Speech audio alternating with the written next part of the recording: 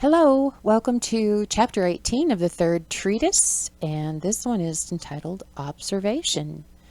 And you'll remember from the last chapter that one of the things we had to do was create an observable form in this wonderful experiment that we are creating. So, we begin with the question, and I used this traditional Holy Spirit image here. How will those who didn't learn from the Holy Spirit learn now? So there are lots of us, and I assure you, everyone that you know is you. There are lots of parts of you that are still really deeply entrenched in the personal self. The Holy Spirit has been active in them as well. Those communication lines were open in them just as it was open in you, but they did not learn from it. And this is not a judgment. These are parts of me. So how are they going to learn? Now. Now that it's time for the Christ, and the Holy Spirit is going to be gone here. The time for the Holy Spirit has passed. Now what are they going to do? Observation was part of the original choice for physical form, if you remember that. It's a divine practice that was built into the experience, observing other parts of yourself and what's happening and yourself. So verse 2 tells us, minds that have been unwilling to accept or learn an unobservable truth, in other words, that which we couldn't see on the outside but the Holy Spirit was communicating on the inside, will now accept and learn from observable truth, something that they can see on the outside. This is why you must become the observable truth. This is your calling. This is what your role is now. To become the observable truth, to become the Christ in reality. So other parts of yourself can see that, can observe that, and can get the vibration of that and change their own energy. And this is observance, why it's built into the system. Okay, it happens in relationships, and it is linked to cause and effect being one. So obviously that's one of the reasons we chose to split into all kinds of different expressions, because we wanted to observe. So it happens in relationship. That's the only way you can observe anything. So you have the observer in the first blue ball, and you have the observed, which is you, the Christ, in the bottom small blue ball. And when the observer sees the Christ, what happens is they remember who we are, on a level that really doesn't involve the mind. This is why we've switched to the heart. The mind isn't going to get it. The mind was created to be limited in order to perpetuate the ego self in the house of illusion. So we don't go through the mind on this. This is a heart thing. And when they actually see the Christ in front of them, which is you, then they will remember who we, because they're you, are. Verse 3, what is observed is in relationship with the observer. And this relationship causes an effect. So this is how it's going to happen, like a virus.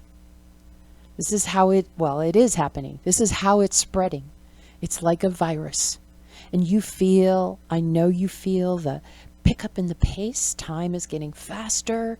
You are more and more motivated to get this and to move out of the world of limitation and into your true self.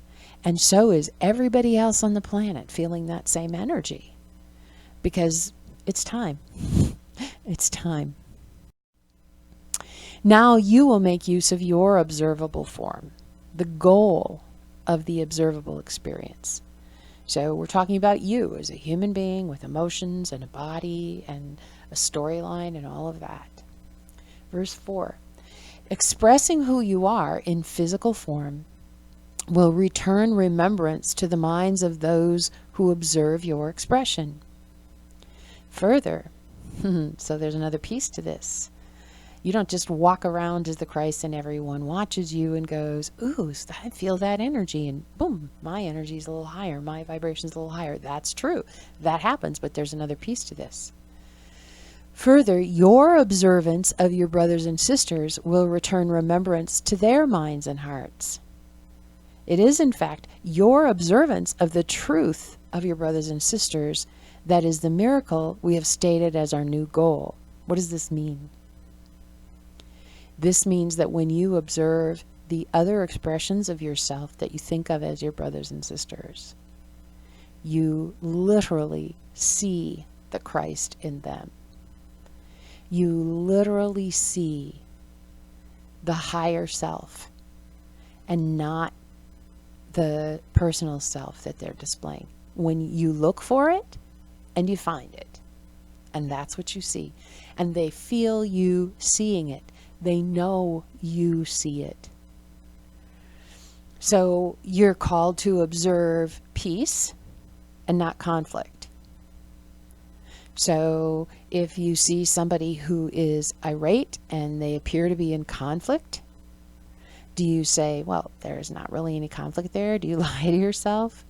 No, you drop further into your heart and into their heart, and you look for the place in them that is truly peaceful. And you find it when you look for it. And you see that. When you see someone who's suffering from disease, do you say, well, they're not really sick? No.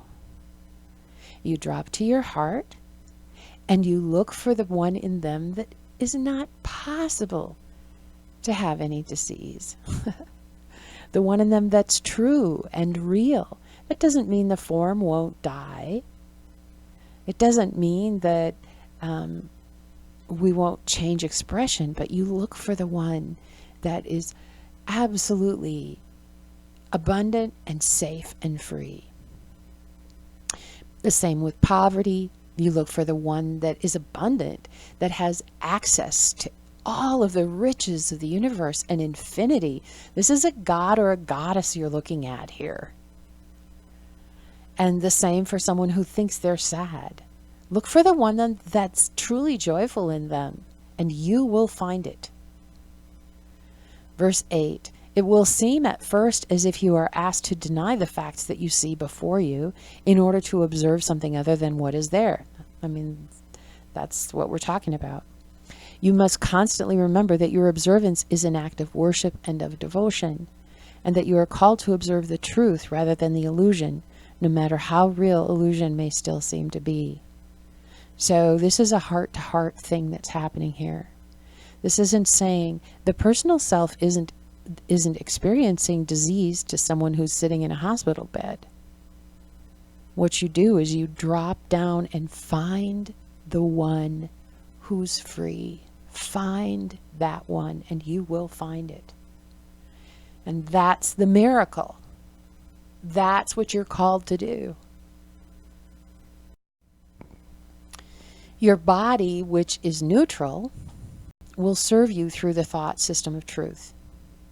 Your eyes will learn to observe only the truth, even seeing that which used to seem unobservable. Verse 10, ideas form in the mind. Okay, so now this is the idea of somebody who's sick, and it's the idea of someone who it's impossible for them to be sick. The thought system of the truth realizes that the external world is but a reflection of the internal world. This is like so important. So what you're observing is not the external personal self. You're observing the internal world of yourself when you look at another.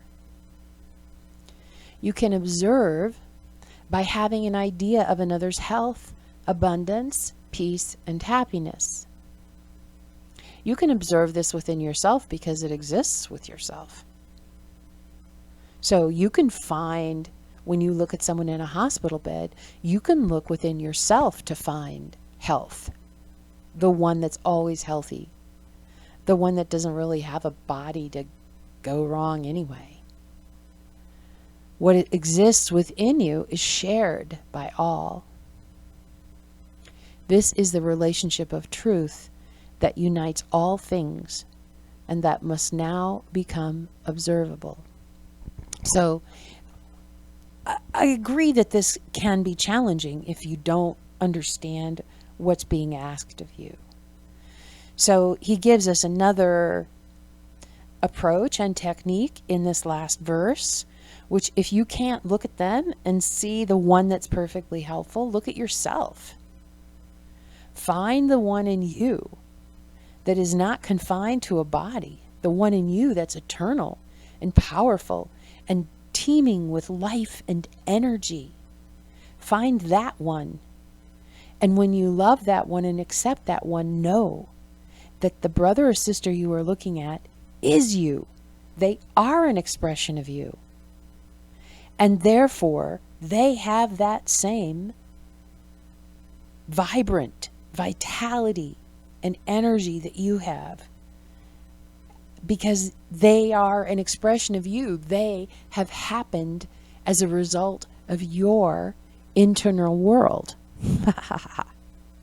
So you're really looking at a projection of yourself. And when you go internally and you go to the truth of who you are, that which cannot be sick, that which cannot be harmed, that which is eternal, then your outside will begin to reflect that. So it comes to this whole concept that's has tendrils for us of separation.